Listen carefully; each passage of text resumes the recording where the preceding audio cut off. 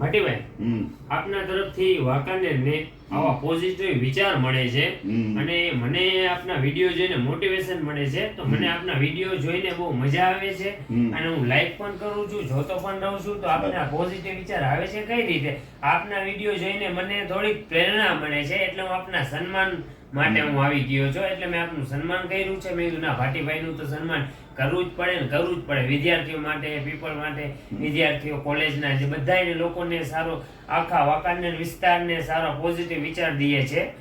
તો પોતે તો મેં એનું સન્માન કર્યું છે. આજે મને પ્રેમના તરફથી પ્રેરણા મળે છે. તો જરાક આપ મને થોડુંક જણાવશો કઈ રીતે આપ આ ઉંમર તમે કરી શકો છો? મારા દાદાની ઉંમર છે, આપને મારા પપ્પા કરતા ઘણા મોટા છો આપ. હવે તમે મને મારું સન્માન તો કર્યું છે, પણ હું તો હવે એક વસ્તુ તમને કીધું કે હું છેલ્લા 40 વર્ષથી હું આ ફોટો જર્નલિઝમ લાઈનમાં છું અને મને એક માનવ સેવા પ્રભુ સેવા છે. તમે સમજ્યા કે નહીં? કોઈ પણ વસ્તુ જે છે માણસની સેવા કરવી ને એ પ્રભુની સેવા છે.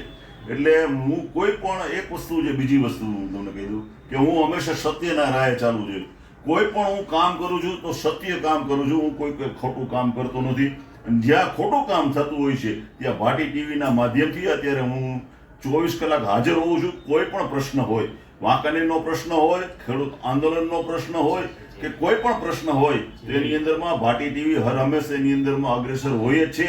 અને અમે જે સમાજના પ્રશ્નો જે છે, આજે જે તમે જો પત્રકારિત્વ જગતમાં કે રાજકીય ક્ષેત્રની અંદરમાં આજે બધા જ ગુંડાગીરી હાલે છે, બધા માફિયાગીરી હાલે છે, ક્યાંય તમને સત્ય જોવા મળતું નથી. તો આજે સત્યને જો લઈને તમારે ચાલવું હોય તો ખૂબ કઠિન રસ્તો છે, કારણ કે એની અંદરમાં કાંટા છે અને ઓલાની અંદરમાં ફૂલ છે. પણ અમે કાંટાને પસંદ કર્યા છે. જે ગુલાબ છે તો ગુલાબની અંદરમાં પણ કાંટાની કિંમત હર હંમેશ હોય જ છે.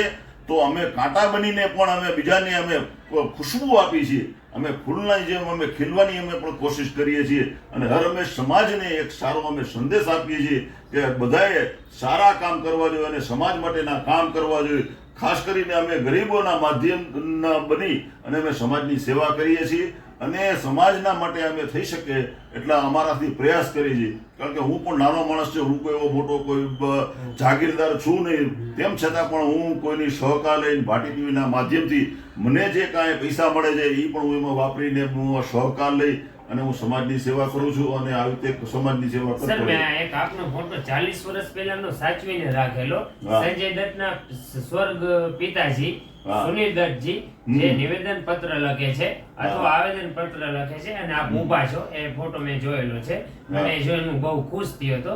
અને એક વિડીયો મેં આપનો ઘણા ટાઈમ પહેલાનો જોયેલો કે ભૂખ્યો માણસ સૂતો હોય છે અને એને તમે જમાડો છો અને એને તમે પૈસા પણ આપો છો અને થોડુંક એને મદદ પણ કરો છો. એ વિડીયો જોઈને મને બહુ સારું લાગ્યું અને મેં આપનું સન્માન કરવા માટે ઘણા સમયથી હું રાહ જોતો હતો અને આજે એ દિવસ આવી ગયો સારો. અને